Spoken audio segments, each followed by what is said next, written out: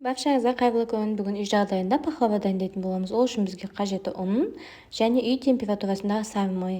Менің майым сәл тоңазытқышта тұрғандықтан, сәл қатты болғандықтан осылай өткізгіштен өткізіп аламын. Өткізгіштен өткізіп алған соң, видеодағыдай қолымызбен ұн мен майды араластырып, песочный қамыр сияқты етіп жасап аламыз. Осылай дәл видеодағыдай жақсылап араластырып жасап аласыздар.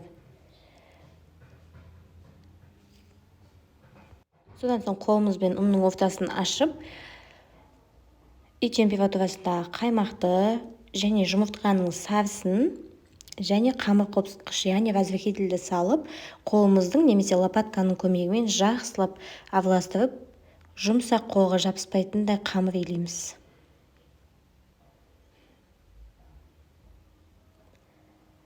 Қамырымызды илеп болған соң, бетін жауып 10-15 минутқа қойып қоямыз.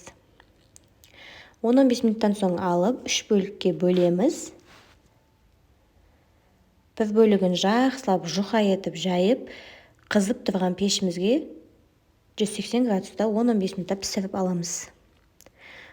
Бұл қамырды ортасына қоямыз. Ортасы қазір үшеуін қабаттаған соң, ортасы піспей қалуы мүмкін. Сондықтан міндетті түрде ортасын пісіріп аламыз.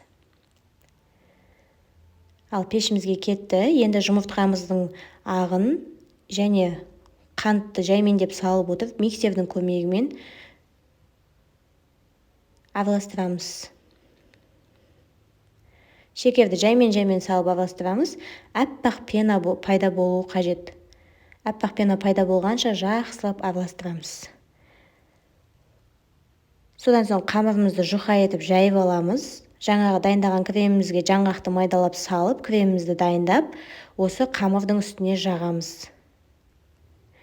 Және майдаланған жаңғақты алып қойдым мен, тағы да бетіне сеуіп, бағанағы пісірген қамырдың бөлігін ортасына қойып, және крем жағып, бетіне үшінші қамырымызды жұқа етіп жайып, осылай шет-шетін жақсылап жауып шығамыз. Содан соң жұмыртқаны бетіне жағып, пышақты қатты баспай, ең беткі бөлігін ғана кесіп шығамыз. Пышақты қатты баспаймыз. Содан соң жаңғақтарымызды қойып шығамыз әр бөлікке. Яғни әр кескен бөлігімізге жаңғақтарды қойып шығамыз. Содан соң 180 градуста 15-20 минутқа пісіріп аламыз. Содан соң бетіне сиропын дайындаймыз. Ол үшін судың үстіне шекер, яғни қантты және медті салып, жақсылап араластырып тұрамыз. Содан соң пахлавамызды алып, ыстық кезінде, сиропымызда ыстық болу керек, құйып шығамыз. Міне пахлавамыз дайын, өте дәмді болып шығады. Сіздерге де жасап көруге кеңес беремін.